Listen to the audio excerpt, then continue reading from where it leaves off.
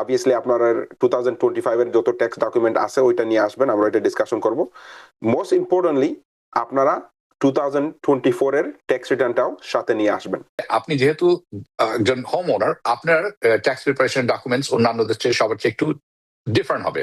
So এই different যে extra documents আপনার দরকার, কোন কোন এক্সট্রা ডকুমেন্ট লাগবে? আপনাদের নতুন বাড়ি হোক পুরান বাড়ি হোক ডাজেন্ট ম্যাটার, আপনাদের যদি মর্গেজ থাকে ফর্ম 1098 লেন্ডার আপনাকে দিবে, যেখানে লেখা থাকবে যে আপনাদের মর্গেজ ইন্টারেস্ট কত টাকা এবং রিয়েল এস্টেট ট্যাক্স যদি আপনি মর্গেজের মধ্যে দিয়ে থাকেন রিয়েল এস্টেট ট্যাক্স কত টাকা। কোন ডকুমেন্ট মানুষের থাকতে হবে, সবার থাকতে হবে যারা ট্যাক্স ফাইল করছেন right now before they come see you as a tax preparer, as an accountant? Let's start ওখান থেকে আমরা শুরু করি। সো আমরা অবভিয়াসলি ডকুমেন্ট এটা খুবই ইম্পর্টেন্ট জিনিস, আমরা ধাপে ধাপে ডিসকাশন করব কোন সময়ে কোন ডকুমেন্টটা লাগবে। বাট টু স্টার্ট অফ, আপনারা যখন ট্যাক্স ফাইল করতে যাবেন, কোশ্চেন নাম্বার 1 হইলে কি আপনার যে অ্যাকাউন্টেন্টের কাছে যাচ্ছেন আপনি কি প্রথমবারের জন্য যাচ্ছেন নাকি এটার কন্টিনিউয়াস লাইক সেকেন্ড টাইম যাচ্ছেন, রাইট? এটা ইম্পর্টেন্ট কারণ হলে গিয়া একজন অ্যাকাউন্টেন্ট যদি আপনার নতুন হয়ে থাকে এই বছর, ধরেন আপনারা যদি dynamic tax and accounting services যদি আমাদের কাছে প্রথমবারের জন্য আসেন, তো আমরা যেটা রিকোয়ারমেন্ট করি সব সময় অবভিয়াসলি আপনার 2025 এর যত ট্যাক্স ডকুমেন্ট আছে ওইটা নিয়ে আসবেন, আমরা এটা ডিসকাশন করব। মোস্ট ইম্পর্টেন্টলি আপনারা 2024 এর ট্যাক্স রিটার্নটাও সাথে নিয়ে আসবেন। এটা ইম্পর্টেন্ট কারণ হলে গিয়া আপনাদের 2024 ট্যাক্স ফাইল প্রিভিয়াস ইয়ার যে ট্যাক্স ফাইল আছে ওইখানে কিন্তু অনেক ক্যারি ওভার ইনফরমেশন থাকে। তার মানে কি আপনাদের যদি ধরেন স্টক মার্কেটে যদি প্রিভিয়াসলি অনেক লস থেকে থাকে ওইটা ক্যারি ওভার হবে, আপনাদের যদি ইনকাম অনেক হাই, আপনাদের রেন্টাল প্রপার্টি ছিল ওইটার লসও ক্যারি ওভার হবে, এবং অন্যান্য কিছু ক্যারি ওভার ইনফরমেশন আছে যেটা আপনার প্রিভিয়াস ট্যাক্স ফাইল থেকে দরকার, স্পেশালি যাদের home owner depreciation and things like that. So number 1 thing make sure করবেন আপনারা নতুন অ্যাকাউন্টের কাছে যখন যাচ্ছেন prior year tax return is very important and obviously a check list for this year, যেটা আমরা আজকে ডিসকাশন করব one at a time depending on আপনার কোন জিনিসটা আছে। সো গত বছরের ট্যাক্স রিটার্নটি একটি অত্যন্ত প্রয়োজনীয় জিনিস এই বছরের ট্যাক্স রিটার্ন ফাইল করার আগে, এবং চেকলিস্ট আছে যেটি আমরা আলোচনা করব। যেহেতু প্রাথমিকভাবে আপনারা জেনে নিলেন কি কোন ধরনের ডকুমেন্টস আপনাদের থাকতে হবে, মাস্ট থাকতে হবে, না থাকতে হবে, মাস্ট থাকতে হবে ফাইলিং করার আগে, এবং এই ডকুমেন্টগুলো না থাকলে কি প্রবলেম হবে সেটি আমরা কিছুক্ষণ পরে আলোচনা করব। দ্বিতীয় প্রশ্ন হচ্ছে, চলুন হোম ওনারদের ব্যাপারে একটু আলোচনা করি। হোম ওনাররা, আপনি ধরে নিন আপনি একটি বাসা, একটি বা দুটি বাসা আছে আপনার, তাহলে আপনি যেহেতু একজন হোম ওনার, আপনার ট্যাক্স প্রিপারেশন ডকুমেন্টস অন্যান্যদের চেয়ে সবার চেয়ে একটু ডিফারেন্ট হবে। সো এই ডিফারেন্ট যে এক্সট্রা ডকুমেন্টস আপনার দরকার, কোন কোন এক্সট্রা ডকুমেন্ট লাগবে আপনার জন্য, এবং এটি একটি ব্যাপার।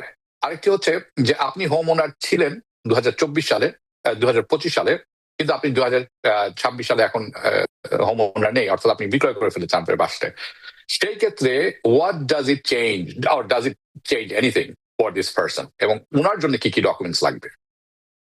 ওকে, সো আমরা শুরু করি যারা নতুন হোম ওনার।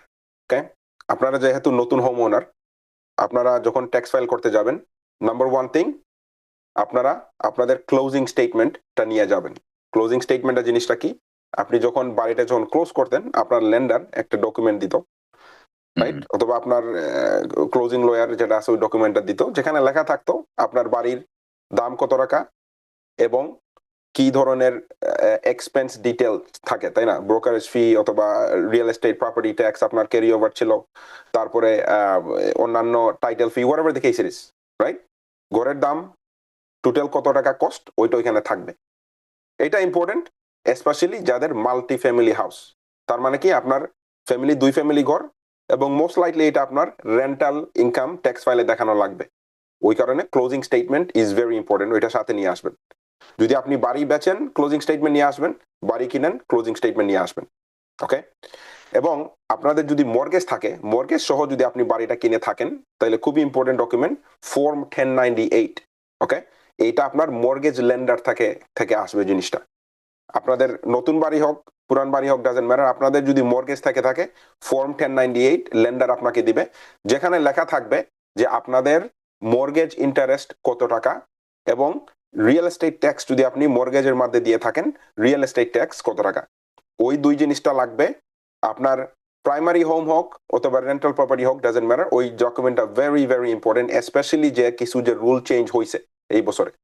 কারণ এই বছর অনেক মানুষ আইটেমাইজ করতেছে, because real estate tax, state এবং লোকাল ইনকাম ট্যাক্স এখন আগে ছিল 10,000 পর্যন্ত ডিডাক্টেবল, এখন 40,000 পর্যন্ত ডিডাক্টেবল, তাই না? এখন অনেক মানুষ এখন এইটা আইটেমাইজ করবে। So it's very important you bring that document. এবং আপনাদের যখন ফর্ম 1098 থাকে, আপনাদের কিন্তু অলসো একটা ইন্টারেস্ট ইনকাম থাকবে, যে বিকজ আপনাদের একটা জিনিস আছে, এটাকে বলে এসক্রো। এসক্রো মানে কি, লেন্ডাররা আপনার কিছু পয়সা এসক্রোতে রাখে, যেটা ইনভেস্টমেন্ট হয়, you get probably $40 $50 during the year, but ওইটা কিন্তু 1099 আইআরএস এর কাছে রিপোর্ট হয়, ঠিক আছে? সো ফর্ম 1098 এবং ফর্ম 1099 আইএনটি, যেটা আপনার লেন্ডারের ওয়েবসাইট থেকে আপনি ডাউনলোড করতে পারবেন, অথবা ওরা আপনাকে মেলে মানে চিঠি পাঠাবে ডকুমেন্টটা। এট দিস এজ কেউ আসলে চিঠির জন্য ওয়েট করা উচিত না। মেক শিওর করবেন আপনারা অনলাইন অ্যাকাউন্ট রাখবেন, download it from there. Worst case scenario, যদি কোনো কারণে আপনারা পাচ্ছেন না, গত বছরের 1098 একটা নাম্বার, ফোন নাম্বার থাকে, ওই নাম্বারে যদি কল করেন, সাথে সাথে ওরা অটোমেটেড মেসেজে আপনাকে ইন্টারেস্ট কত টাকা দিছেন, রিয়েল এস্টেট ট্যাক্স কত টাকা দিছেন এবং ইন্স্যুরেন্স কত টাকা দিছেন, ইট উইল বি দেয়ার।